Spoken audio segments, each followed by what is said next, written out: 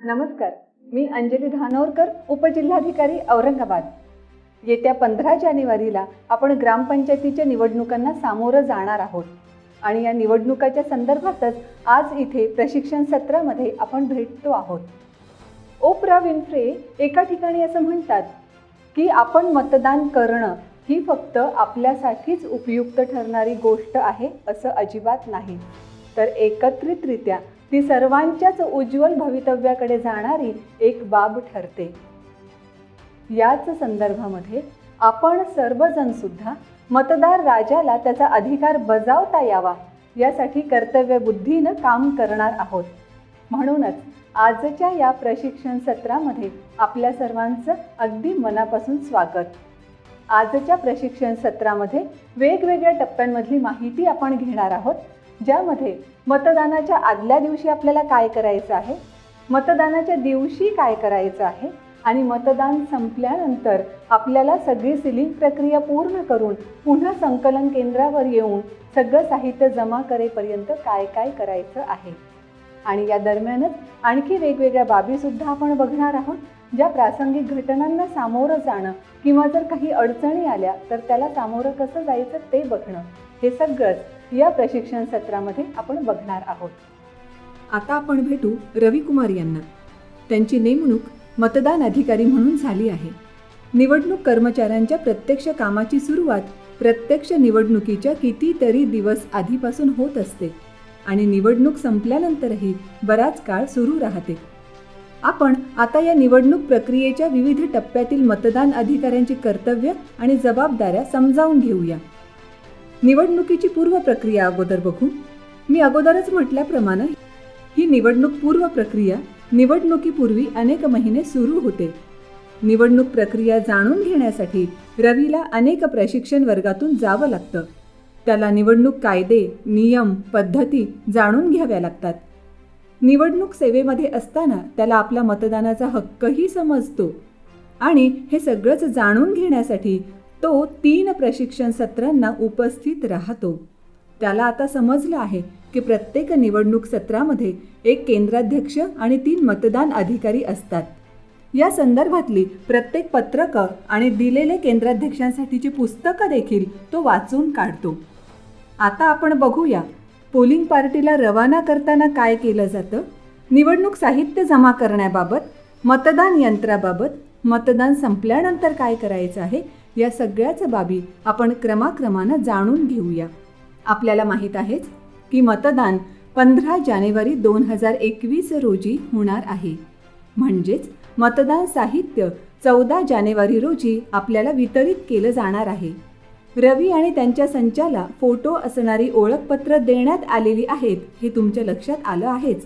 साहित्यातला सर्वात महत्त्वाचा भाग म्हणजे EVM अर्थात इलेक्ट्रॉनिक वोटिंग मशीन. यामध्ये 2 महत्त्वाचे भाग असतात, बॅलेट युनिट आणि कंट्रोल युनिट. रवीनं EVM मशीनच्या बॅगला लावलेला टॅग तपासून पाहिला. त्यानं खात्री करून घेतली की त्यांची निवड झालेल्या मतदान केंद्रासाठीच हे यंत्र आहे. त्यांनी ही देखील खात्री केली की त्याला व्यवस्थितरित्या सीलसुद्धा लावण्यात आलेलं आहे. साहित्याचं वाटप करत असताना प्रिसाइडिंग ऑफिसरनं आपल्या सहकाऱ्यांच्या मदतीनं ही खात्री करून घ्यायची आहे की त्यांना देण्यात आलेलं EVM सुस्थितीत आहे का, बॅटरी चालू आहे का, EVMचा डिस्प्ले चालू आहे का. जर यामध्ये थोडाही बिघाड झालेला असल्याचं त्याच्या लक्षात आलं असेल किंवा ते मशीन त्याच्या केंद्रासाठी सूचित केलं गेलेलं नाही असं त्याच्या लक्षात आलं असेल तर तात्काळ त्यानं ते EVM बदलून घ्यायचं आहे. आणि प्रत्येकानं लक्षात असू द्या, मतदान केंद्राध्यक्ष असो किंवा मतदान अधिकारी, प्रत्येकालाच EVM हाताळायचं कसं याबद्दलची माहिती असलीच पाहिजे. EVMची काळजी आपल्याला घ्यावी लागणार आहे. ही कशी घेऊया ते देखील आपण बघू. EVMवर कोणत्याही परिस्थितीमध्ये अवाजवी दाब टाकायचा नाही. EVM मशीनचं लॅच व्यवस्थित आहे का हे तपासून पाहावं लागणार आहे. हीटर किंवा उष्ण वस्तूंपासून EVM दूर ठेवा. सिलिंग करताना सुद्धा मशीनवर लाख पडणार नाही याची काळजी घ्या. कंट्रोल युनिटमधून बॅटरीज कधीही काढू नका. कंट्रोल युनिटचं पेपर सील मतदान गणना टेबलवर आणेपर्यंत काढायचं नाही. केबल कनेक्शन विरुद्ध दिशेला ओढू नका. जोडणी करायच्या केबलला त्याच्या माथ्यावर असलेलं स्प्रिंगसारखं दिसणारं क्लिप जे आहे ते दाबल्याशिवाय ओढू नका. मतदार यादीबद्दल देखील आपण जाणून घेऊया. आपल्याला जी मतदार यादी देण्यात आलेली आहे ती आपल्याच वॉर्डमधली आहे का याची खात्री करून घ्यायची आहे. रवीनं सुद्धा खात्री करून घेतली की त्यांना 3 प्रती देण्यात आलेल्या आहेत. यांनाच मार्क मतदार याद्या असंही म्हटलं जातं. या यादीमध्ये पोस्टल बॅलेट, EDC आणि मतदार स्पष्टपणे निर्देशित केलेले असतात. मतदार यादी घेताना PROना लक्षात ठेवायचं आहे की सगळ्या प्रती पूर्ण आणि एकसारख्याच आहेत. यादीत व्यवस्थित अनुक्रमांक सुद्धा दिलेले आहेत. छापील अनुक्रमांकांना शाईनं किंवा कोणत्याही दुसऱ्या प्रकारानं खाडाखोड केलेली नाही हे सुद्धा तपासायचं आहे. यादीमध्ये नवीन क्रमांकांमध्ये काही फेरबदल केलेले नाहीत किंवा वगळलेले क्रमांक ठळकपणे निर्देशित केलेले नाहीत याचीही खात्री करायची आहे. सदरील प्रतींमध्ये RO किंवा ARO यांची स्वाक्षरी विहित नमुन्यातील प्रमाणपत्र आहे का हे देखील तपासून बघायचं आहे. रवीनं इतर साहित्यांमध्ये नमुना मतपत्रिकाही घेतल्या आहेत आणि खात्री करून घेतली आहे की या मतपत्रिका त्याच्याच मतदान केंद्रासाठी आहेत. आपल्याला माहीत आहेच की या ग्रामपंचायतीसाठीच्या मतपत्रिका प्रभागनिहाय आणि संवर्गनिहाय वेगवेगळ्या रंगाच्या असतात. अनुसूचित जातीच्या मतपत्रिका फिक्या गुलाबी रंगाच्या आहेत. अनुसूचित जमातींसाठीच्या मतपत्रिकांचा रंग आहे फिका हिरवा. नागरिकांच्या मागास प्रवर्गाकरिता फिका पिवळा, तर सर्वसाधारण उमेदवारांसाठी पांढऱ्या रंगाच्या मतपत्रिका असणार आहेत. आणि जिथे स्त्रियांसाठी राखीव ठेवण्यात आलेलं आहे तिथे त्या संवर्गाच्याच रंगाच्या मतपत्रिका असतील, फक्त तिथे स्त्री राखीव असं नमूद करण्यात आलेलं असणार आहे. या सगळ्या मतपत्रिका तुमच्याच वॉर्डच्या बरोबर आहेत का याची खात्री आपण करून घ्यायची आहे. रवी आता खात्री करून घेत आहे की मतदान साहित्य यादीप्रमाणे त्याला देण्यात आलेलं आहे का. हे मतदान साहित्य कोणतं असणार आहे त्याबद्दल देखील आपण माहिती घेऊया. कंट्रोल युनिट, बॅलट युनिट, मतदारांची नोंदवही नमुना VM1, मतदार स्लिप, मतदार यादीच्या कार्यप्रती, मतपत्रिका ज्या प्रदत्त मतांसाठी आपल्याला वापराव्या लागणार आहेत, मार्कर पेन, कंट्रोल युनिटसाठी असणारी खूण चिठ्ठी ज्याला आपण ॲड्रेस टॅग असं म्हणतो, बॅलट युनिटसाठीची खूण चिठ्ठी ज्यालाही आपण ॲड्रेस टॅग असंच म्हणतो, स्पेशल टॅग, इलेक्ट्रॉनिक मतदान यंत्रासाठी गुलाबी कागदी मोहोर, पट्टी सील किंवा ज्याला आपण स्ट्रिप सील असंही म्हणतो, बाणफुली चिन्ह असणारा रबरी शिक्का, शाई असलेलं जांभळी रंगाचं पॅड, मतदान केंद्राध्यक्षांसाठी धातूची मोहोर, आगपेटी, मतदान केंद्राध्यक्षांची दैनंदिनी, विभेदक चिन्ह असणारा रबरी शिक्का. हे सगळं साहित्य योग्य रीतीनं आहे का हे सुद्धा आपल्याला तपासून घ्यावं लागेल. आणि अर्थातच कोविड-19चा प्रादुर्भाव अजूनही असल्यामुळे मास्क, सॅनिटायझर हे सगळं उपलब्ध आहे का हे देखील आपल्याला बघून घ्यायचं आहे. यासोबतच आपल्याला काही नमुने देखील पुरवण्यात आलेले असणार आहेत. हे नमुने देखील कोणत्या संख्येमध्ये दिले जातील हे आपण स्लाईडवर बघू शकता. हे नमुने म्हणजे निवडणूक लढवणाऱ्या उमेदवारांची यादी, आक्षेपित मतांची यादी, अंध आणि अपंग मतदारांची यादी नमुना VM5, प्रदत्त मतांची यादी नमुना VM2, नोंद झालेल्या मतांचा हिशोब नमुना VM3 भाग 1, वापरण्यात आलेल्या कागदी मोहोरांचा अभिलेख, आक्षेपित मतांची फी जमा करण्यासाठीची पावती, पोलीस अंमलदाराला द्यावयाचं पत्र, मतदान केंद्राध्यक्षाद्वारे करण्यात येणारी घोषणापत्र. ही घोषणापत्र म्हणजे मतदान सुरू होण्यापूर्वी, मतदान संपल्यावर, जर दुसरं मतदान यंत्र वापरावं लागलं तर त्यापूर्वी आणि मतदान यंत्र सील करताना. मतदारांना त्यांच्या वयाविषयी घोषणापत्र करण्यासाठीचाही फॉर्म त्यामध्ये असणार आहे. घोषणापत्र दिल्यावर मतदान करण्यासाठी दिलेल्या वयाविषयी घोषणापत्र देण्यास नकार दिल्यानंतर त्या मतदारांची यादी, अंध आणि विकलांग मतदाराच्या सहकाऱ्यांचं घोषणापत्र आणि मतदान प्रतिनिधींसाठीचे पासेस देखील त्या साहित्यामध्ये असतील. यासोबतच आपल्याला काही लिफाफे पुरवण्यात येणार आहेत. त्यांची संख्या किती असणार आहे हे स्लाइडवर आपण बघू शकत आहात. हे लिफाफे असतील लहान लिफाफ्यांसाठी सांविधानिक लिफाफे, मतदार यादीच्या चिन्हांकित प्रतीसाठी, मतदार यादीच्या इतर प्रतीसाठी, प्रदत्त मतदान पत्रिका आणि प्रदत्त मतदाराच्या यादीसाठी, मतदान सुरू होण्यापूर्वी आणि मतदान संपल्यावर मतदान केंद्राध्यक्षाद्वारे जे डिक्लेरेशन्स दिले जातील त्यासाठी, नोंद केलेल्या मतांच्या हिशोबासाठी नमुना VM3, आक्षेपित मतांच्या यादीसाठी, न वापरलेल्या आणि खराब झालेल्या कागदी मोहोरांसाठी, मतदान प्रतिनिधींच्या नेमणूक पत्रासाठी, अंध आणि विकलांग मतदारांच्या यादीसाठी, मतदान केंद्राध्यक्षांच्या दैनंदिनीच्या अहवालासाठी, निवडणूक कार्य प्रमाणपत्रासाठी, पावती पुस्तकं आणि समपहरण केलेल्या रकमेसाठी, सहकार्याच्या घोषणापत्रासाठी आणि इतरही लहान लिफाफे असतील. त्यासोबतच मतदारांची स्वाक्षरी असलेल्या मतदारांच्या नोंदवहीकरिता इतर संबंधित कागदपत्रांसाठी लहान लिफाफे, केंद्राध्यक्षाच्या दैनंदिनीसाठीचा लिफाफा, कोरे लिफाफे, न वापरलेल्या मतपत्रिकांसाठी, निवडणूक निर्णय अधिकाऱ्यानं मोहोरबंद असलेल्या लिफाफ्यामध्ये अन्य कोणतेही पेपर ठेवण्याचे ठरवले असतील त्यासाठी, न वापरलेल्या आणि खराब झालेल्या विशेष टॅगसाठीचा लिफाफा, न वापरलेल्या आणि खराब पट्टीसाठी म्हणजे स्ट्रिपसीलसाठी लिफाफा आणि मतदार स्लिप ठेवण्यासाठी. यासोबतच आपल्याला लेखन सामग्रीसुद्धा पुरवण्यात येणार आहे. ही लेखन सामग्री असणार आहे साधी पेन्सिल, बॉलपेन, कोरे कागद, टाचण्या, लाख, मतदान कक्षासाठीचं साहित्य, डिंक, ब्लेड, मेणबत्त्या, धातूची पट्टी, जाड दोरा, कार्बन पेपर, पॅकेजिंग कागद, तेल किंवा काही पुसण्यासाठी कपडा, पक्क्या शाईची बॉटल ठेवण्यासाठी cup, drawing pin, rubber bands आणि सेलोटेप. आपलं मतदान 15 जानेवारी रोजी होणार आहे. त्यामुळे दिनांक 14 जानेवारी रोजीच आपल्याला हे सर्व साहित्य पुरवण्यात येणार आहे. आता आपण बघूया मतदान केंद्राचं व्यवस्थापन नेमकं कसं करायचं आहे त्याबद्दल. दिलेल्या यादीप्रमाणेच सर्व साहित्य आणि त्याच संख्येप्रमाणे आहे का याची खात्री रवी आणि त्याची टीम करून घेत आहे. आता आपण बघूया मतदान केंद्र तयार करण्याविषयी. रवी आणि त्यांची टीम आपल्या सुरक्षा रक्षकासह 1 दिवस आधीच मतदान केंद्रावर पोहोचली आहे. मतदान दिवसाच्या आदल्या दिवशीच या टीमनं तिथे पोहोचणं गरजेचं आहे आणि तिथेच मुक्काम करणं देखील आवश्यक आहे. EVM मशीन नियोजित वेळेआधी उघडायचं नाही किंवा वापरायचं नाही. जर एखादा कर्मचारी गैरहजर असेल तर मतदान केंद्राध्यक्ष अन्य कोणत्या कर्मचाऱ्याची नियुक्ती करू शकतात, पण अर्थात त्याबाबत त्यांनी तात्काळ संबंधित तहसीलदार यांना सांगितलं पाहिजे आणि निवडणूक निर्णय अधिकाऱ्यांनाही कळवलं पाहिजे.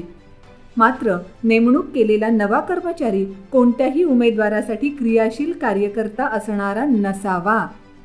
मतदान केंद्राची व्यवस्थितरित्या तपासणी करून घ्या आणि खात्री करा की मतदानाची प्रक्रिया पारदर्शक राहील आणि गोपनीयतेचा कोणत्याही परिस्थितीत भंग होणार नाही. आवश्यक असेल तर आवश्यक तेवढे बदल तुम्ही करू शकता. मतदारांना प्रतीक्षेत उभं राहण्यासाठी पुरेशी जागा असावी आणि आता कोविड-19च्या प्रादुर्भावामध्ये सोशल डिस्टन्सिंगचंही व्यवस्थितरित्या पालन केलं जाईल याचीही दक्षता तुम्ही घ्यायची आहे. महिला आणि पुरुषांसाठी वेगवेगळी रांग असणार आहे. खात्री करा की मतदान केंद्रामध्ये पुरेसा उजेड असेल आणि प्रवेशापासून तर निर्गमापर्यंत हालचाली करण्यासाठी पुरेशी जागा देखील असेल. मतदान प्रतिनिधींची बसण्याची अशी व्यवस्था असावी की त्यांना संपूर्ण प्रक्रिया बघता येईल. पण अर्थात याचीही खात्री करा की मतदारांना प्रत्यक्ष मतदान कुणाला केलं आहे हे त्यांना दिसू नये. मतदान कक्ष त्यासाठीच खिडकीपासून किंवा दरवाजापासून दूर असावा जेणेकरून गोपनीयता सांभाळता येईल. या मतदान प्रतिनिधींबाबत नेमकं काय असणार आहे तेही आपण बघून घेऊया. मोबाईल वापरासाठी आणि धूम्रपानासाठी त्याला सक्त प्रतिबंधित करण्यात यावं. एका वेळी एका उमेदवाराचा एकच मतदान प्रतिनिधी मतदान केंद्रामध्ये असेल. एक अतिरिक्त प्रतिनिधी नेमता येऊ शकेल आणि एक प्रतिनिधी बाहेर गेल्यानंतर हा दुसरा प्रतिनिधी आतमध्ये येऊ शकेल. मतदान प्रतिनिधींनी केंद्राध्यक्षांनी त्यांना दिलेले ओळखपत्र लावणं गरजेचं आहे. मतदान केंद्राध्यक्षांना मतदान प्रतिनिधींना ओळखपत्र देणं सोयीचं व्हावं यासाठी मतदान प्रतिनिधींनी त्यांचं नेमणूक पत्र सादर करणं आवश्यक आहे. प्रतिज्ञापत्रावर मतदान केंद्राध्यक्षाची समक्ष स्वाक्षरी असावी. नेमणूक पत्र मतदान केंद्राध्यक्षानं जपून ठेवणं गरजेचं आहे. नेमणूक पत्राविषयी जर केंद्राध्यक्षाला काही संशय वाटला असेल तर नमुना सह्यांवरून त्यांनी पडताळणी करायची आहे. कोणत्याही परिस्थितीमध्ये या मतदान प्रतिनिधींनी मतदान केंद्रामध्ये इकडे तिकडे फिरता कामा नये. त्यासोबतच त्यांच्याकडील मतदार यादीसुद्धा बाहेर घेऊन जाण्यासाठी त्यांना परवानगी देण्यात येणार नाही. बघूया की कंट्रोल युनिट आणि बॅलेट युनिट याबाबत रवी काय दक्षता घेत आहे. मतदान कक्ष कंट्रोल युनिटपासून योग्य अंतरावर असावा. कंट्रोल युनिट आणि बॅलेट युनिट जोडलेली केबल हालचाल करताना पायात अडकणार नाही या पद्धतीनं ठेवण्यात आलेली असावी. संपूर्ण केबल दृष्टीपथात असणं सुद्धा गरजेचं आहे, जेणेकरून कुणाचाही त्यामध्ये पाय अडकू शकणार नाही. मतदान केंद्राचा नमुना आराखडा असा असावा. मतदान केंद्रातील राजकीय नेत्यांचे किंवा राजकीय पक्षांशी संबंधित असलेले छायाचित्र, सिम्बॉल किंवा घोषणा या सर्वच बाबी काढून टाकण्यात याव्यात. मतदान केंद्रात स्वयंपाक किंवा अग्निसदृश्य कोणत्याही क्रियेला परवानगी देण्यात आलेली नाही. केवळ EVM सील करण्यासाठी मेणबत्तीच्या वापराला परवानगी आहे. पुरेशा प्रकाशासाठी सुविधा असाव्यात. रवीनं स्वतःच्या हातानं मतदारांसाठी असणाऱ्या सूचना आणि वैधानिक इशारे या केंद्राबाहेर चिटकवलेल्या आहेत. त्यामध्ये मतदान क्षेत्र आणि मतदारांविषयीच्या माहितीचा उल्लेख आहे. मतदान केंद्रावर काही प्रकारच्या मूलभूत सुविधा सुद्धा असणं गरजेचं आहे. विकलांग व ज्येष्ठ नागरिकांसाठी रॅम्प, पिण्याचं पाणी, पुरेसं फर्निचर, प्रकाश, मदत कक्ष, योग्य दिशादर्शक फलक, स्वच्छतागृह, मतदारांसाठी सावली या सर्वच मूलभूत सुविधांचा कटाक्षानं विचार करायचा आहे. मतदान केंद्रामध्ये मतदान केंद्राध्यक्ष कुणाला प्रवेश देऊ शकेल ते देखील आपण बघूया. मतदार, मतदान केंद्र कर्मचारी, उमेदवार, उमेदवाराचा एक प्रतिनिधी अर्थात एका वेळी केवळ एकच प्रतिनिधी आतमध्ये जाऊ शकेल. निवडणूक आयुक्तांचं अधिकृत ओळखपत्र असणारी व्यक्ती, कामावर असलेले शासकीय कर्मचारी, मतदारासोबत असलेलं तान्हं बाळ, अंध किंवा हालचाल करू न शकणाऱ्या व्यक्तींसोबत असणाऱ्या त्यांचा मदतनीस आणि अशा व्यक्ती ज्या केवळ मतदाराची ओळख पटवून देण्यासाठी आतमध्ये आलेल्या आहेत. मतदान केंद्रावरील सुरक्षा व्यवस्था ही मतदान केंद्राध्यक्षांच्या अखत्यारीमधली बाब आहे. मतदान केंद्रावर नियुक्त केलेले पोलीस यंत्रणेचे कर्मचारी हे मुख्यतः मतदारांचा केंद्रात प्रवेश सुरक्षित व्हावा आणि मतदान केंद्राची सुरक्षा राखली जावी यासाठी जबाबदार आहेत. जर मतदान केंद्राध्यक्षांना आवश्यकता भासली तरच ते मतदान केंद्रामध्ये मतदान केंद्राध्यक्षाच्या बोलावल्यानंतरच प्रवेश करू शकतात.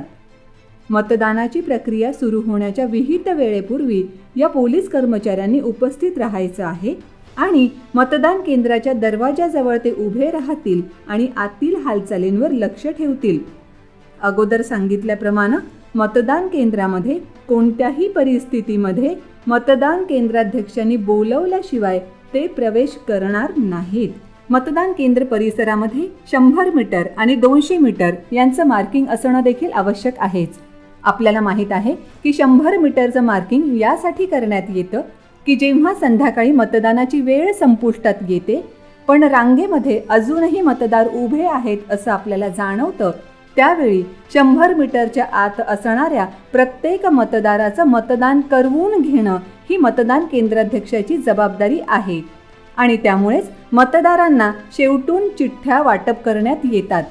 त्यासोबतच 200 मीटरचं देखील मार्किंग असणं गरजेचं आहे, कारण ह्या 200 मीटरच्या परिसरामध्ये प्रचाराला आणि वाहनांना संपूर्णतः बंदी असते.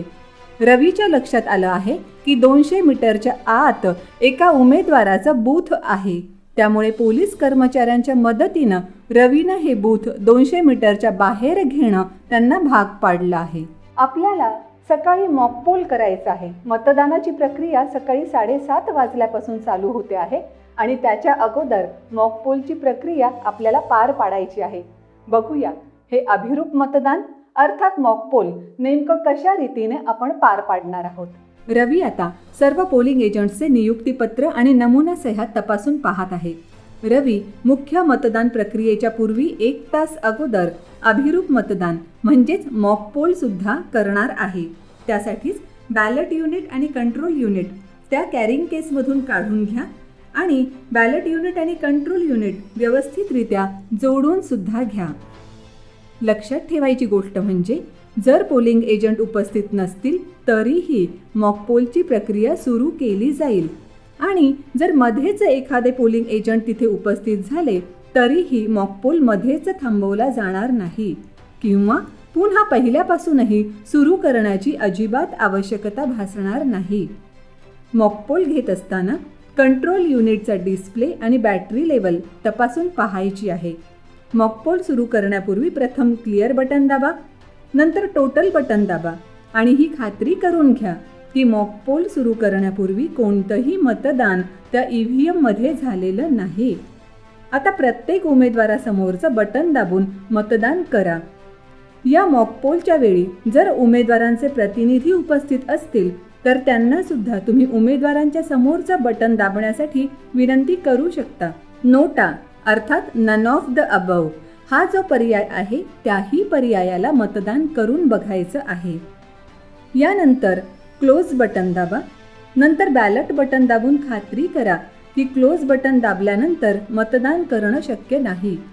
आता रिझल्ट बटन दाबा आणि पोलिंग एजंटला उमेदवार निहाय झालेलं मतदान दाखवा.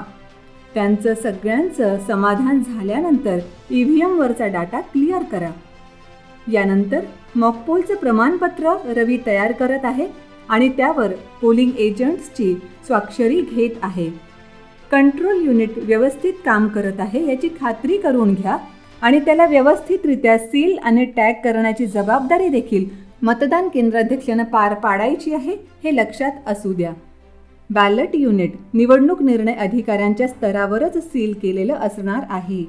मॉकपोलचं रेकॉर्ड संपूर्णतः क्लिअर करणं विसरू नका आणि त्याचा स्पष्ट उल्लेख मॉकपोल सर्टिफिकेटवर अवश्य करा. मॉकपोल डेटा क्लिअर केल्यानंतर कंट्रोल युनिट प्रमाणित सील आणि टॅग करून प्रत्यक्ष मतदानासाठी तयार करा. आता ग्रीन पेपर सीलनं रिझल्ट सेक्शन सील करा. त्याला बंद करा, सील करा. ग्रीन पेपर सीलचा खालचा भाग नीट ठेवा. क्लोज बटन सेक्शन बंद करून स्पेशल टॅग क्लोज बटन दिसेल अशा पद्धतीने ठेवा. आता outer paper strip seal green paper सीलच्या A भागावर ठेवा. A वरचा वॅक्स पेपर काढा. ग्रीन पेपर सीलचा खालचा भाग नीट ठेवा आणि वरील भागावर घडी घालून ठेवा. आता डिंक असणारा C भाग वर दिसेल. C वरचा वॅक्स पेपर काढा. आता ग्रीन पेपरचे दोन्ही भाग C वर ठेवा. ग्रीन पेपर सीलला CUला डावीकडून फिरवत गुंडाळा आणि स्ट्रिपचा भाग उजव्या बाजूनं वर येऊ द्या. आता स्टिकरयुक्त भाग D दिसेल. यावरील वॅक्स पेपर काढा आणि ग्रीन पेपर सीलच्या वर चिटकवा. आता कंट्रोल युनिट प्रत्यक्ष मतदानासाठी तयार झालं आहे. पोलिंग एजंटला आउटर पेपर सीलवरचे क्रमांक नोंदवून घेण्याबद्दलच्या सूचना करा. त्यांच्या त्यावर स्वाक्षऱ्या घ्या आणि तुम्ही सुद्धा त्यावर स्वाक्षरी करा. प्रिसाइडिंग ऑफिसर्सना 3 डिक्लेरेशन्स द्यायचे आहेत हे लक्षात असू द्या. पहिलं, मतदान सुरू करण्यापूर्वी. दुसरं, जर नवीन मतदान यंत्र वापरावं लागलं तर. आणि तिसरं, मतदान संपल्यानंतर. रवी आता पहिलं डिक्लेरेशन वाचत आहे आणि त्यावर त्यांच्या सह्या घेत आहे.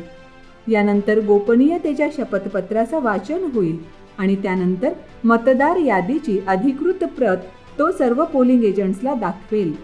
आता मतदान केंद्र प्रत्यक्ष मतदानासाठी तयार झालं आहे. रवी आता प्रत्यक्ष मतदान सुरू झाल्याचं जाहीर करत आहे. मतदान केंद्रातील मतदान अधिकाऱ्यांच्याही विशिष्ट जबाबदाऱ्या आहेत. आपण एखाद्या मतदारावर लक्ष ठेवून मतदान प्रक्रिया जाणून घेऊया आणि त्यासोबतच तिन्ही मतदान अधिकाऱ्यांच्या जबाबदाऱ्या देखील समजावून घेऊ. पहिला मतदान अधिकारी. या पहिल्या मतदान अधिकाऱ्याकडे मतदार यादी असेल. त्यांना मतदाराची ओळख पडताळणी करायची असते. दुसरा मतदान अधिकारी पक्क्या शाईची निशाणी बोटाला लावण्याचं काम करेल. मतदार क्रमांकाची नोंदणी करणं, मतदार यादीतील क्रमांकाची मतदानाप्रमाणे नोंद ठेवणं आणि वोटर स्लिप देणं ही सुद्धा कामं दुसरा मतदान अधिकारी करणार आहे. तिसरा मतदान अधिकारी काय करणार आहे तेही आपण बघूया. तो वोटर स्लिप जमा करून व्यवस्थित ठेवणं, बोटावरील शाईची निशाणी तपासणं, कंट्रोल युनिटवरील बॅलेट बटन दाबून मतदारास मतदानाची परवानगी देणं, मतदान चालू असताना प्रवेश प्रक्रिया नियंत्रित करणं देखील गरजेचं असतं. अपंग, वरिष्ठ नागरिक आणि तान्ह्या बाळांसह असणाऱ्या महिला यांना इतरांपेक्षा प्राधान्य दिलं जावं. मूकबधिर मतदारांची वेगळ्यानं काळजी घेण्यात यावी. रवी आणि त्यांच्या टीमला मतदान कक्षामध्ये केवळ बॅलेट युनिट व्यवस्थित काम करत नसेल तेव्हाच जाण्याची परवानगी आहे. जर मतदान केंद्राध्यक्षाला असं वाटलं की एखादा मतदार काहीतरी गडबड करत आहे किंवा अपेक्षेपेक्षा अधिक काळ तो मतदान कक्षामध्ये लावत आहे, तर या बाबतीमध्ये तो मतदान केंद्र अध्यक्ष सर्व पोलिंग एजंट्सना त्याबाबत सांगेल आणि त्यांच्यासह तो मतदान कक्षामध्ये प्रवेश करेल.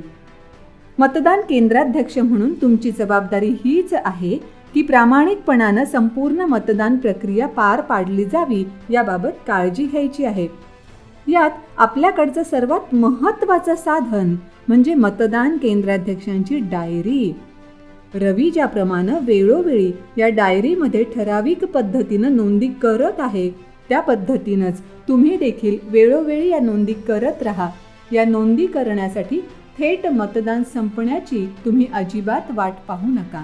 मतदानाची प्रक्रिया सकाळी 7:30 वाजल्यापासून ते संध्याकाळी 5:30 वाजेपर्यंत आहे. पण ही प्रक्रिया चालू असताना काही वेगवेगळ्या प्रासंगिक घटना सुद्धा घडू शकतात. अशा वेळेस या घटनांच्या बाबतीत नेमके कशा प्रकारे निर्णय घ्यायचे आणि पुढे कोणकोणत्या फॉर्म्समध्ये त्याच्या नोंदी घ्यायच्या आहेत, हे सगळं आपण आता यानंतर जाणून घेऊया. सर्वसाधारणपणे या प्रासंगिक घटना कशा प्रकारच्या असू शकतील हे अगोदर जाणून घेऊया. चॅलेंज्ड वोट, मतदानाला आव्हान, टेंडर्ड वोट्स, अंध आणि असहाय्य मतदार, हाताला पहिलं बोट नसणारे मतदार, दोन्हीही हातांना बोटं नसणारे मतदार, वय कमी असलेले मतदार, गोपनीयतेचा भंग करणारे मतदार, Z+ सुरक्षा असणारे मतदार किंवा विशेष सुरक्षा असणारे म्हणजे SPG प्रोटेक्टिव्ह मतदार, EDC किंवा पोस्टल बॅलेटद्वारे मतदान करणारे मतदार. अशा वेगवेगळ्या प्रसंगांमध्ये आपण काय करायचं आहे मतदान केंद्राध्यक्ष या नात्यानं तेही आपण जाणून घेऊया. सर्वात अगोदर जाणून घेऊया चॅलेंज्ड वोट्सबद्दल. जर मतदाराच्या ओळखीला आव्हान केलं गेलं असेल तर काय करायचं? मतदाराची ओळख पडताळणी झाली असेल तर मतदार यादीतील नावातील फरक, लिंगभेद, वय, पत्ता, नोंदवलेलं नातं या सगळ्यांकडे दुर्लक्ष करा. मतदार यादीतील अनुक्रमांकातील फरक फारसा ध्यानात घेऊ नये. मतदारांकडे दुसऱ्या मतदारसंघातील ओळखपत्र असेल आणि त्याचं नाव आपल्या मतदारसंघातील यादीमध्ये असेल तर त्याला मतदान करू द्यायचं आहे. पोलिंग एजंट मतदाराच्या ओळखीस आव्हान देऊ शकतात. त्या प्रत्येक आव्हानासाठी त्यांच्याकडून 2 रुपयांचं शुल्क जमा करायचं आहे आणि अर्थात त्यांना त्यासाठी पावतीसुद्धा द्यायची आहे. प्रत्येक चॅलेंजसाठी आपण टप्प्याटप्प्यानं चौकशी करायची. ज्याची चौकशी करायची आहे त्याला थांबवून घ्या. त्याचं नाव चॅलेंज वोटरच्या फॉर्ममध्ये लिहा. त्याला तिथं सही करण्यासाठी किंवा अंगठ्याचा ठसा देण्यासाठी सांगा. जर त्याबाबत त्यानं नकार दिला तर त्याला मतदान करू देऊ नका. आव्हानकर्त्याला पुरेसा पुरावा सादर करण्यासाठी सांगा. जर प्रथम दर्शनी तो पुरावा सादर करू शकला नाही तर ते आव्हान बाद ठरवा. जर आव्हान करताना पुरावा सादर करण्यात आला तर मतदाराला त्या आव्हानाला प्रत्युत्तर द्यायला सांगा. जर मतदारानं त्याची ओळख पटवून दिली तर त्याला मतदान करू द्या आणि जर नाही तर मात्र त्याला पोलिसाच्या हवाली करा. सत्य परिस्थिती जाणून घेण्याच्या दृष्टिकोनातून स्थानिक लोकांची मदत तुम्ही घेऊ शकता हे लक्षात असू द्या. आता आपण स्वीकारलेल्या 2 रुपयांचं शुल्क आव्हानकर्त्याला परत करा. जर आपल्याला असं जाणवलं असेल की चॅलेंज हे चांगल्या भावनेतून करण्यात आलेलं नाही तर ती रक्कम तुम्ही जप्त करू शकता. मतदान केंद्राध्यक्षांना अशा प्रकारच्या चॅलेंज्ड वोटर्सची यादी तयार करायची असते. आता बघूया टेंडर्ड वोट्सबद्दल. ज्या मतदारांची ओळख कागदपत्रांची पडताळणी करून करण्यात आली आहे त्या मतदारांसाठी टेंडर्ड वोटिंग आहे. तिथे त्यांच्या नावावर आधीच कोणीतरी मतदान केलेलं असतं आणि आपल्याकडे जो मतपत्रिकांचा संच देण्यात आला आहे त्याचा उपयोग आता करता येणार आहे. त्यांच्याकडे मतपत्रिका देण्यापूर्वी त्याच्या पाठमोऱ्या भागामध्ये लिहा टेंडर्ड बॅलट पेपर. रवी आता स्वेच्छेनं मतदान करण्यासाठी त्याला बाणफुलीचा शिक्का आणि मतपत्रिका देत आहे.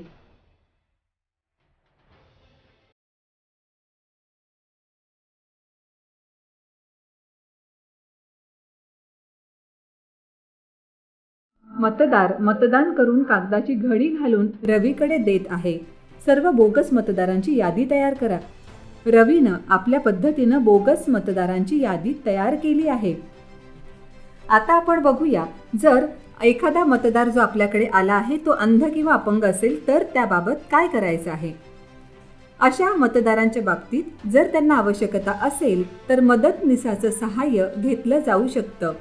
या मदतनीसाचं वय 18 पेक्षा कमी असता कामा नये. मतदानापूर्वी त्यानं गोपनीयतेची शपथ घेणं गरजेचं आहे की त्यानं आज अन्य कोणत्याही मतदान केंद्रावर अन्य कुणासाठीही मतदान करण्यासाठी सहाय्य केलेलं नाही. रवीची ही जबाबदारी आहे की या सर्व बाबींबद्दल त्यानं नमुना VM-5 मध्ये नोंद करायची आहे. जर एखाद्या मतदाराला पहिलं बोट नसेल तर काय करायचं तेही आपण बघूया. आपल्याला माहीत आहेच की मतदाराच्या डाव्या हाताच्या तर्जनीला आपल्याला पक्की शाई लावायची आहे. पण एखादा मतदार असा असू शकेल की ज्याला डाव्या हाताची तर्जनी नाही. मग काय करायचं तर तर्जनी शेजारच्या बोटाला शाई लावता येईल. ते जर बोट नसेल तर त्याच्या शेजारचं म्हणजेच अनामिका त्यावर शाई लावता येईल. तेही जर बोट नसेल तर करंगळीवर शाई लावता येईल. अशा रीतीनं जर डाव्या हाताला बोटच नसतील तर उजव्या हाताच्या तर्जनीला लावता येईल किंवा ती तर्जनी नसेल तर उजव्या हाताच्या मधल्या बोटाला शाई लावता येईल आणि अशा पद्धतीनं नंतरच्या बोटांना शाई लावता येणं शक्य आहे. पण एखादा मतदार असाही असू शकेल की त्याला बोटच नाहीत. अशा परिस्थितीमध्ये त्याच्या मनगटावर शाई लावता येईल. जर एखादा मतदार अल्पवयीन असेल किंवा त्यात अशी शंका आली असेल तर काय करायचं हेही बघूया. एखाद्या मतदाराच्या वयाविषयी किंवा त्याचं अल्पवय आहे याबाबत जर शंका आली असेल तर रवी त्या मतदाराकडून शपथपत्र लिहून घेण्याची कार्यवाही पार पाडेल. मतदार यादीमध्ये त्याचं नाव तपासून पाहिल आणि अर्थात असं शपथपत्र घेण्याच्या अगोदर रवी त्या मतदाराला जाणीव करून देईल RP ॲक्टच्या सेक्शन 31 प्रमाणे खोटी माहिती देणं हा कायद्यानं गुन्हा आहे. रवीला अशा मतदारांची नोंद करायची आहे आणि ज्या मतदारांना मतदान नाकारण्यात आलं आहे अशाही अल्पवयीन मतदारांची माहिती नोंदवायची आहे. यानंतर बघूया Z+ सुरक्षा किंवा विशेष सुरक्षा असणाऱ्या मतदारांबाबत काय करायचं आहे ते. Z+ सुरक्षा असलेल्या व्यक्तींशिवाय अन्य कुणाच्याही गणवेशातील अंगरक्षक मतदान केंद्रात प्रवेश करणार नाहीत आणि अशांच्याही बाबतीमध्ये साध्या वेशातील आणि बंद हत्यारातील सुरक्षा रक्षकास परवानगी देता येईल. आता आणखी काही वेगवेगळ्या प्रसंगांमध्ये नेमकं काय करायचं आहे ते आपण बघूया. आपण सूचना देऊनही जर मतदार सामान्य मतदान पद्धतीस विरोध करत असेल किंवा गोपनीयतेचा भंग करत असेल तर त्याला दिलेली स्लिप परत घ्या आणि त्याला मतदान करण्यासाठी मनाई करा. VM-1 मधल्या नोंदीसोबत आपली पूर्ण सही करा आणि त्याची आपल्या प्रिसाइडिंग ऑफिसर्स डायरीमध्ये नोंद करा. हा मतदार सर्व सोपस्कार पार पाडल्यानंतर त्याचं मत असं आहे की एकाही उमेदवाराला त्याला मतदान करायचं नाहीये. रवी त्यांना मार्गदर्शन करत आहे की NOTA अर्थात नन ऑफ द अबव ह्या ऑप्शनचा वापर त्या मतदाराला करता येईल. पण तरीही कोणत्याही उमेदवाराला मतदान करायचं नाही यावर हा मतदार ठाम असेल तर कोणत्याही परिस्थितीमध्ये मतदानाची सक्ती त्या मतदारावर करता येणार नाही. अशा परिस्थितीत आपल्या लक्षात आलं असेलच की जर बॅलट बटन दिलेलं असेल आणि आता तो मतदार कुणालाही मतदान करायचं नाही असं म्हणत आहे तर काय करणार. तर ही सगळी वस्तुस्थिती मतदान केंद्राध्यक्ष त्या सर्व उपस्थित पोलिंग एजंट्सना सांगेल, त्यांच्या निदर्शनास आणून देईल. त्यांच्या सहित हा केंद्राध्यक्ष मतदान कक्षामध्ये स्वतः जाईल आणि या मतदान प्रतिनिधींच्या समोर तो नोटा या ऑप्शनवर बटन दाबेल आणि त्याची तो व्यवस्थितरित्या नोंद ठेवेल. असे कर्मचारी ज्यांना ही इलेक्शन ड्युटी लागलेली आहे अशा कर्मचाऱ्यांना पोस्टल बॅलेटचं ऑप्शन आहे. ते पोस्टल बॅलेटद्वारे मतदान करू शकतील. आणि जर काही कर्मचारी असे असतील की ज्यांचं हे निवडणूक कर्तव्य त्याच ग्रामपंचायतीमध्ये आहे तर ते EDCद्वारे मतदान करू शकतील. EDC म्हणजेच इलेक्शन ड्युटी सर्टिफिकेट. जर संबंधित कर्मचाऱ्यांची सेवा त्याच परिसरातील मतदान केंद्रात नसेल तर EDC दाखवून ते मतदान करू शकतात. प्रिसाइडिंग ऑफिसर्स असे EDC जमा करून घेतील आणि त्यांना मतदानाची परवानगी देतील. आता बघूया मतदान थांबवण्याचीच परिस्थिती कोणत्या वेळी उद्भवू शकते. प्रिसाइडिंग ऑफिसरच्या अधिकारात रवी कुमार यांना मतदान थांबवण्याचेही अधिकार आहेत, पण केवळ विशेष कारणांसाठी किंवा मतदान कर्मचाऱ्यांचं आगमन काही नैसर्गिक कारणांमुळे झालंच नाही, वादळ, महापूर, भूकंप अशी नैसर्गिक आपत्ती उद्भवली, अधिकृत मतदार यादी, अत्यावश्यक निवडणूक साहित्य यांची उपलब्धताच झाली नाही, किंवा मतदान यंत्राची तोडफोड करण्यात आली, किंवा मतदान केंद्रावरची शांतता भंग झाली, कायदा आणि सुव्यवस्था पोलिसांच्याही नियंत्रणापलीकडे गेली, तर अशा परिस्थितीमध्ये मतदान केंद्राध्यक्ष मतदान थांबवू शकतात. निवडणूक आयुक्तांच्या मार्गदर्शनाप्रमाणे मतदान जर नियोजित वेळेपेक्षा 2 तास उशिरापर्यंत सुरू झालंच नाही तर मतदान स्थगित करून पुढे ढकलता येईल. जर आपल्या केंद्रावरचं मतदान पुढे ढकलण्यात आलं तर त्याची पूर्ण परिस्थितीजन्य माहिती निवडणूक निर्णय अधिकाऱ्यांना आणि तहसीलदारांना तात्काळ कळवायची आहे. तिथे उपस्थित सर्वांना सूचनाही द्यायची आहे की मतदानाची पुढची तारीख निवडणूक आयोगामार्फत जाहीर केली जाईल. अशा प्रसंगी EVM आणि सर्व निवडणूक साहित्य पोलिंग एजंट समोर सील केलं जाईल, जसं आपण नेहमीच्या परिस्थितीमध्ये केलं असतं. सर्व निवडणूक प्रक्रिया सुरळीतपणे पार पडल्यानंतर आता मतदान समाप्तीच्या दिशेनं आपण जात आहोत. आजचा दिवस रवी कुमार आणि त्यांच्या सहकाऱ्यांसाठी अत्यंत श्रमपूर्ण होता. आता मतदानाची विहित वेळ संपत आली आहे. आपल्याला माहीत आहेच की संध्याकाळी 5:30 वाजता हे मतदान संपत आहे. मतदानाची वेळ संपताना रांगेत उभ्या असणाऱ्या सर्व मतदारांना मतदान केंद्राध्यक्षांनी स्वाक्षरी केलेली वोटर स्लिप ही वाटावी लागणार आहे. ही स्लिप वाटताना उलट्या क्रमांकानं सुरुवात करा, म्हणजे रांगेत शेवटी उभ्या असणाऱ्या मतदाराला 1 क्रमांक मिळेल आणि या सर्वांचं मतदान होईपर्यंत मतदान चालू राहील. रांगेत उभा असणाऱ्या पहिल्या मतदाराला शेवटची चिठ्ठी दिली जावी. आता रवी कुमारनं जाहीर केलं आहे की आजचं मतदान समाप्त झालं आहे. मतदान समाप्त करताना EVM वरील क्लोज बटन दाबा. झालेल्या एकूण मतदानाचा सर्वांनी आकडा लिहून घेतला. क्लोज बटनवरील झाकण पुन्हा बंद केलं. तळाचा कप्पा उघडला आणि पॉवर स्विच ऑफ केलं. केबल काढून टाका. कॅरिंग केसमध्ये CU आणि BU पॅक करा. केसेसना सील लावा आणि तिथे ॲड्रेस टॅगही लावा.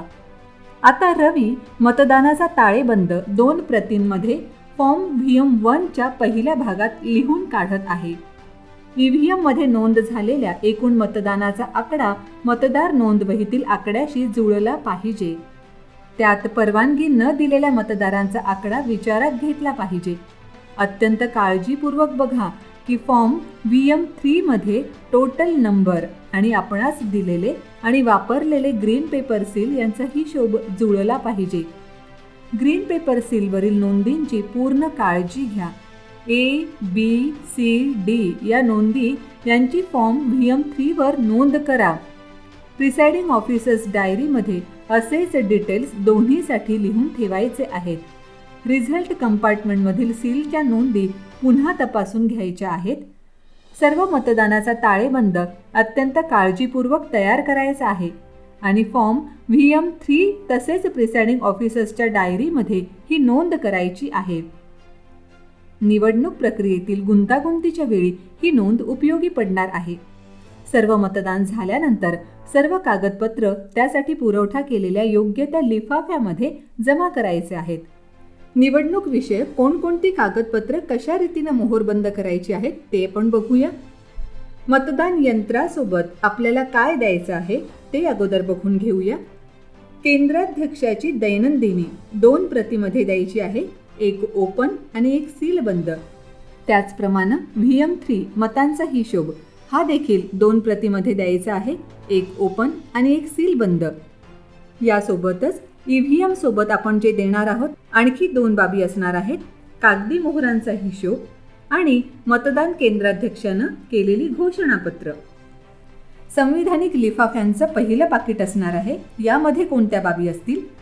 मतदार याद्यांची चिन्हांकित प्रत, मतदारांच्या नोंदवहीचा लिफाफा, मतदार चिठ्ठ्यांचा लिफाफा, वापरलेल्या प्रदत्त मतपत्रिका व VM2 नमुन्यातील यादी, न वापरलेल्या प्रदत्त मतपत्रिका. लक्षात ठेवा, कोणतंही पाकिट त्या लिफाफ्यामध्ये कोरं ठेवायचं नाही. जर नोंदवण्यासारखं काहीच नसेल तर त्यामध्ये चिठ्ठी टाकून निरंक असा उल्लेख करायचा आहे. दुसरं पाकिट असणार आहे असंविधानिक लिफाफ्यांचं. मतदार यादीची प्रत, चिन्हांकित प्रतीव्यतिरिक्त मतदान प्रतिनिधींची नेमणूक पत्र ठेवलेला लिफाफा, निवडणूक कार्य प्रमाणपत्र ठेवलेला लिफाफा, जोडपत्र 13 नुसार आक्षेपित मतांची यादी ठेवलेला मोहरबंद लिफाफा, अंध आणि अपंग मतदारांची VM5 मधील यादी, मतदाराच्या सोबत्यांची प्रतिज्ञापत्र ठेवलेले लिफाफे, आक्षेपित मतांबाबतचे पावती पुस्तक आणि रोकड ठेवलेला लिफाफा, न वापरलेल्या व खराब झालेल्या विशेष खूणचिठ्ठ्या ठेवलेला लिफाफा, न वापरलेल्या आणि खराब झालेल्या ABCD पट्टी सील ठेवलेला लिफाफा, मतदारांकडून त्यांच्या वयाबद्दल घेतलेली प्रतिज्ञापत्र आणि अशा मतदारांची यादी असणारा लिफाफा. तिसऱ्या पाकिटात काय असणार आहे बघूया. मतदान केंद्राध्यक्षांसाठीची निर्देश पुस्तिका, इलेक्ट्रॉनिक मतदान यंत्राची नियम पुस्तिका, पक्क्या शाईचा संच, मार्कर पेन, शाईची पॅड्स, मतदान केंद्राध्यक्षाची धातूची मोहोर, प्रदत्त किंवा दुबार मतपत्रिकांवर खूण करण्यासाठी बाणफुलीचे चिन्ह असणारा रबरी शिक्का, पक्की शाई ठेवण्यासाठीचा कप. चौथ्या पाकिटामध्ये काय असणार आहे तर इतर उरलेलं सर्व साहित्य असणारं पाकिट. घोषणापत्र किंवा प्रमाणपत्र कोणकोणती द्यायची आहेत यावरूनही एकदा नजर फिरवूया. मतदान सुरू करण्यापूर्वीचं घोषणापत्र, दुसऱ्या मतदान यंत्राचा वापर करताना करावयाचं घोषणापत्र, CRC प्रमाणपत्र, मतदान संपल्यानंतरचं घोषणापत्र आणि मतदान यंत्र सीलबंद केल्यानंतर करावयाचं घोषणापत्र. आता रविकुमारला आपल्या सुरक्षा कर्मचाऱ्यांसह कलेक्शन सेंटरला पोहोचायचं आहे. EVM आणि इतर साहित्य कोणताही विलंब न करता जमा करायचं आहे. या परिस्थितीमध्ये होणारा उशीर अतिशय काळजीचा विषय असतो आणि त्यासाठी गैरशिस्तीसंदर्भातली कार्यवाही सुद्धा होऊ शकते. रवीला कलेक्शन सेंटरवर 13 वस्तू जमा करायच्या आहेत आणि त्याची योग्य ती पावती सुद्धा घ्यायची आहे. सील केलेलं कंट्रोल युनिट, बॅलट युनिट अर्थात ह्या दोन्हीही बाबी त्यांच्या कॅरिंग केससह असणार आहेत. मतदानाचा गोषवारा असणारं पेपर सीलचा हिशोब असणारं पाकिट, प्रिसाइडिंग ऑफिसर्सचं शपथपत्र असणारं पाकिट, प्रिसाइडिंग ऑफिसर्सची डायरी असणारं पाकिट, व्हिजिट शीट आणि 16 पॉईंट रिपोर्टचं पाकिट, संवैधानिक कव्हर असणारं पहिलं पाकिट, दुसरं असंवैधानिक शीर्षकाचं पाकिट, इतर साहित्य या शीर्षकाचं तिसरं पाकिट आणि इतर सर्व बाकी साहित्य या शीर्षकाचं चौथं पाकिट. मतदान कक्षाचं साहित्य देण्यात आलं असेल तर कंदील, वेस्ट पेपर बास्केट, जर देण्यात आली असेल तर पॉलिथिन बॅग किंवा गणी बॅग, हे सर्वच साहित्य यशस्वीपणानं आणि समाधानकारकरित्या कलेक्शन सेंटरवर पोहोचवायचं आहे. त्यानंतर पावती घेऊनच पोलिंग टीमचं काम पूर्ण होतं हे लक्षात असू द्या. तसंच कोविडच्या संदर्भातही आपल्याकडे काही साहित्य देण्यात आलेलं असेल तर तेही साहित्य आपल्याला इथे जमा करायचं आहे. आपल्याला वेळोवेळीच्या प्रशिक्षण सत्रामध्ये अगोदरच माहिती देण्यात आलेली असेल की कोणत्या प्रकारच्या वस्तू कोणकोणत्या नंबरच्या टेबल्सवर जमा करायच्या आहेत. हे जर आपण व्यवस्थित लक्षात घेतलं तर साहित्य देताना देखील आणि घेताना देखील आपल्याला सुविधा होऊ शकते. अशा रीतीनं रवी कुमारच्या माध्यमातून आणि वेळोवेळी दाखवण्यात आलेल्या स्लाइड्सच्या माध्यमातून एकंदरीतच ही मतदानाची प्रक्रिया कशा रीतीनं जाणार आहे याची सगळीच माहिती आपण बघितली आहे. हा व्हिडिओ बनवत असेपर्यंत जेवढी माहिती उपलब्ध होती त्या सगळ्याच माहितीच्या आधारावर हा व्हिडिओ बनवण्यात आलेला आहे. पण आपल्याला सगळ्यांनाच माहीत आहे की निवडणूक आयोगाकडून वेळोवेळी वेगवेगळे आदेश येत असतात, पत्र येत असतात, मार्गदर्शन आणि सूचना सुद्धा प्राप्त होत असतात. त्यामुळे वेळोवेळी होणाऱ्या या पत्रव्यवहाराकडे आपल्याला आवर्जून लक्ष द्यावं लागेल आणि त्याच पद्धतीनं स्वतःला अपडेट सुद्धा ठेवावं लागेल. लोकशाही ही लोकशाही भक्कमपणे ज्या गोष्टीवर उभारलेली आहे ना, ती बाब म्हणजे निवडणूक. आणि ह्या निवडणुका व्यवस्थित पारदर्शकरित्या पार पाडल्या जाव्यात यासाठी आपण सर्वच जण कर्तव्यनिष्ठेनं काम करत असतो. भारतीय लोकशाही व्यवस्था ज्या निवडणूक प्रक्रियेवर भक्कमपणानं उभारलेली आहे त्याच निवडणूक प्रक्रियेचे आपण सर्वजण घटक आहोत. आपण कर्तव्यबुद्धीनं बजावलेल्या या कामगिरीमुळेच मतदारांना त्यांचा हक्क बजावता येतो. त्यामुळे अतिशय उत्साहानं आणि समर्पण भावनेनं आपण तत्पर असता नेहमीच काम करण्यासाठी त्याबद्दल आपण सर्वच जण स्वतःचाही अभिमान बाळगूया आणि ही निवडणूक प्रक्रिया अतिशय उत्तम रीतीनं पार पाडूया. धन्यवाद.